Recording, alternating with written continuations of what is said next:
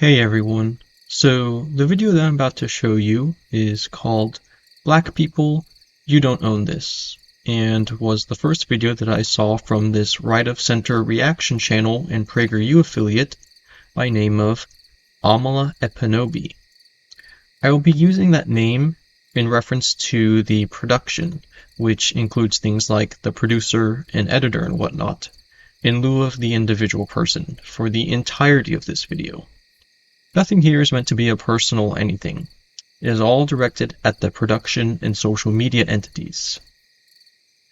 Now, before I play the first clip, a word about source material. Like many reaction channels, this one never links to their source material. So the only creator that I will link in the description of this video will be the Amala Ekpunobi video itself, and just one of the TikTokers that is featured. If any of you recognize any of the original creators, please let me know who they are in the comment section. And with that being said, let's get started with the first clip. For centuries, black people have been oppressed and demeaned for using AAVE. And this influence is called AAVE. Let's play a game called Should You Be Using AAVE? Why shouldn't white people use AAVE? Let me clear the room. African American vernacular English. In English, hello. Hello. In African American vernacular, yo, yo, yo. In English, I'm not lying. I'm not lying. In African American vernacular, no cap. No cap. In English, trying to lie to me. Trying to lie to me. In African American vernacular, playing in my face. Stop playing in my face.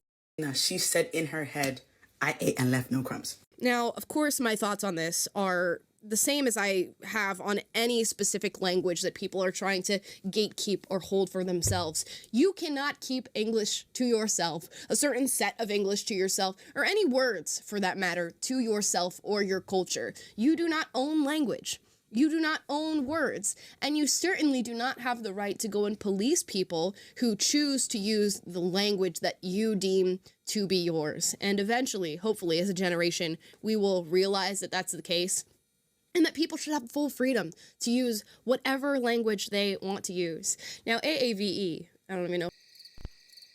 Black people, you don't own this way of talking, and, sure, that's true. But none of the TikTokers said that, right? I mean, these two gents were talking about the history of that form of slang. This guy was translating generic terminology into AAVE terminology. This girl was giving a BuzzFeed-style quiz on AAVE. This girl was being rude and talking about how she thinks that the white girl thinks that she was eating or whatever. And while this one did say that white people shouldn't use AAVE, we only heard her talk for 3 seconds. Who knows what else she could have said, and in what context. She could have said that as a snappy, punchy clickbait intro, and then go on to say a series of cohesive, agreeable points about the nuances of cultural diffusion and whatnot. And in the only 3 seconds that you did show in your video, she never said that AAVE belongs to Black Americans. And I'm sorry to be the bearer of bad news, but I think that this production may need to brush up on some English literature of some sort, because neither the freedom of speech nor the concept of ownership was brought up in these TikToks. We can say things like, this phone is mine, or this pencil, pen, shirt, etc., is mine. And that definitely would imply some sense of ownership of those things. But when I say, this is my grandma, or favorite color, favorite food, native tongue, home country, way of talking, way of living, hobby, etc., We obviously are not proclaiming to own that activity as a hobby, and we certainly are not saying that we own our grandmothers when we say, this is my grandma, or this art style is mine. The words my, mine, yours, theirs, ours, etc. can all be used to refer to a type of relationship and not necessitate any type of ownership. And that clearly is how those words are being used when talking about AAVE, right? The people who say that AAVE is the culture of Black Americans, that it is theirs, probably don't believe that some Black American somewhere or some conglomerates of people own that way of talking, right? And that's how I came to be the person that I am now. But now it seems as though not only are Black people gatekeeping African American vernacular English, and we'll talk about whether or not we even want to call it that anymore once we find out the actual origins of this language, they're gatekeeping it and saying it is specific to Blackness. Saying things like I be, you ain't, she ain't. These things are specific to Black people. And let's put it out there and have it be known. This is not perfect English. It's not great English even. And if you wrote that in an essay at school and said, here's my essay, teacher, it would be sent back to you with red marks all over it because it is not proper English. Of all the things to gatekeep and say that this is specific to Blackness is broken English and slang and Ebonics, although it's offensive to call it that now. Is that really what we want to gatekeep as a culture and say, that's ours? And I want to take so much pride in that. I get that it's fun. I get that some people view it as cool. But is that really what you want to be a representation of Blackness? And let's talk about the origins of African American vernacular English, which I think a lot of people are going to be shocked to hear about.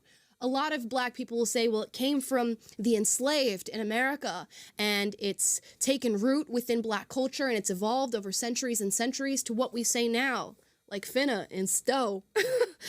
And that, if that were the case, I get it. There's somewhat of an attachment to what Black people came to the United States with. It stuck with them, and it stayed for centuries and centuries. But I looked into this. And specifically a book by Tom Sowell called Black Rednecks and White Liberals, where he talks about the origins of African American vernacular English. And I think you'll be shocked to hear this too. It actually came from white Southerners living in the United States. And those white Southerners got it back from England, where they were living before immigrating to the United States, specifically Southern and Western England. And when these white Southerners came and took their roots in the United States, they were looked down upon by people living up in the North for the way that they spoke, the crime that they involved themselves in, how broken their families were, and Northern white people looked down upon Southern white people for the language, among all those other reasons that I stated before. So let's break down the differences in language between Northern and Southern white people. Ebonics has its roots in the antebellum South, before it was associated with Black Americans, and even prior to that, in Western Europe. What does she mean by that? Is she saying that it can't be a form or instance of cultural borrowing when a non-Black American uses Ebonics because it used to be typically associated with poor Southern farmers of Western European descent? If that is what she's saying, then I wholeheartedly disagree. Even though I do think that knowing about the extended history of Ebonics or AAVE or whatever is of some interest, that's not really what most of the people who talk about it, at least to what I have seen, are referencing when they are criticizing its use. I mean, I think that I typically hear and read about how AAVE is currently associated, not with how it came to be. And in that clip, she feels the need to say that a lot of Black people will say that it came from the enslaved in America, and it's taken roots within Black culture and it's evolved over centuries and centuries to what we say now, like finna and stow, which I don't think is true.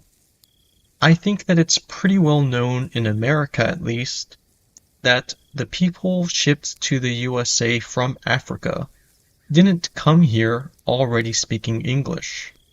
They were taught to speak English while working mostly as slaves in fields. They were not allowed to get any type of formal education, and even when they were allowed to get an education, they were segregated to impoverished, underfunded schools until Brown versus the Board of Education in 1954. That means that those people were either getting no education at all or were subject to segregated schooling among a multitude of other problems they faced for, I think, 330 years in the United States. And even still today, you may be able to observe that predominantly black schools have much fewer resources for their student population than predominantly non-black schools. But now I'm starting to stray off topic here, so let's circle back to the material that is the subject of this video. Amala stated that African American vernacular English has its roots in poor white farmers. And to that I say, well, maybe that is true.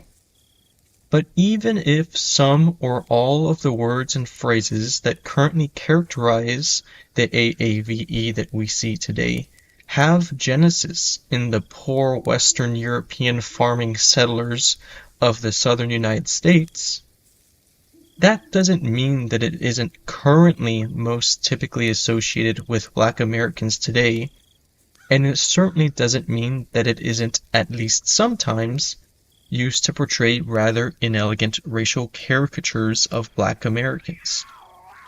Caricatures that also have their own somewhat extensive histories in the US.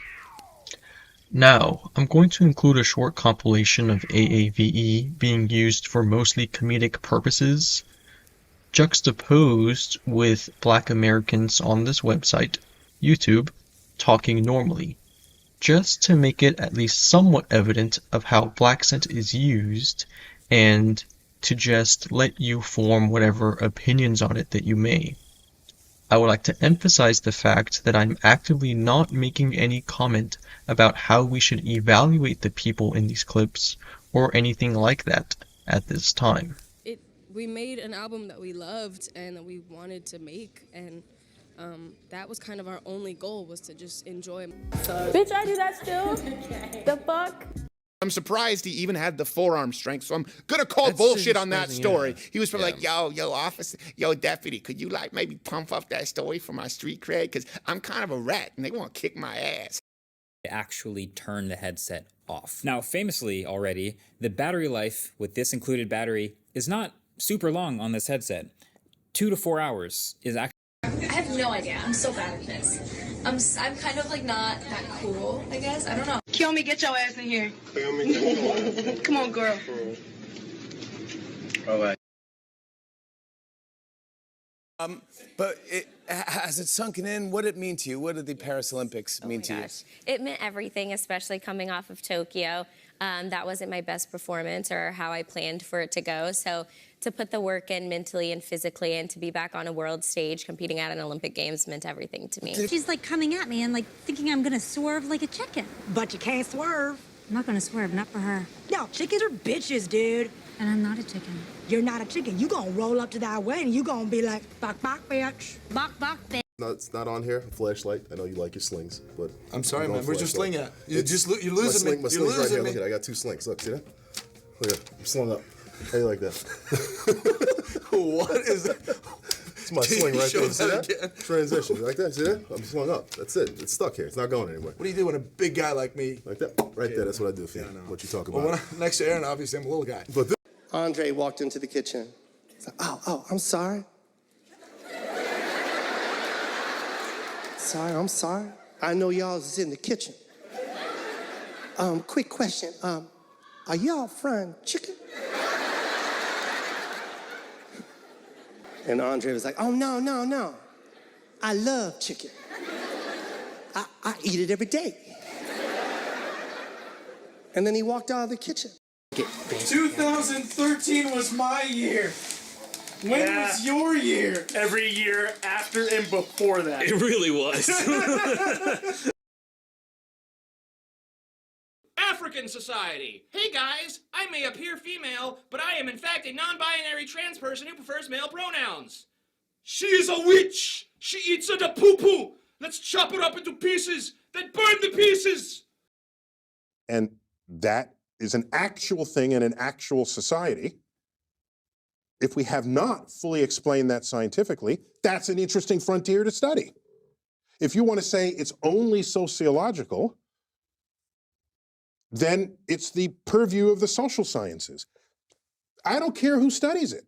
These truths to be self-evident that all men are created equal.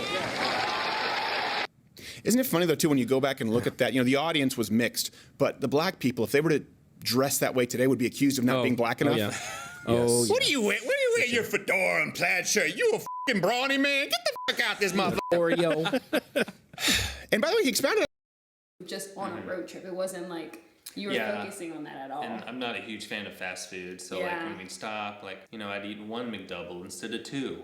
You've never had two McDoubles. When I was a teenager, I did. But no, we just it's just hard to have like a food routine on the road. Yeah. It's hard. I'm not making home cooked.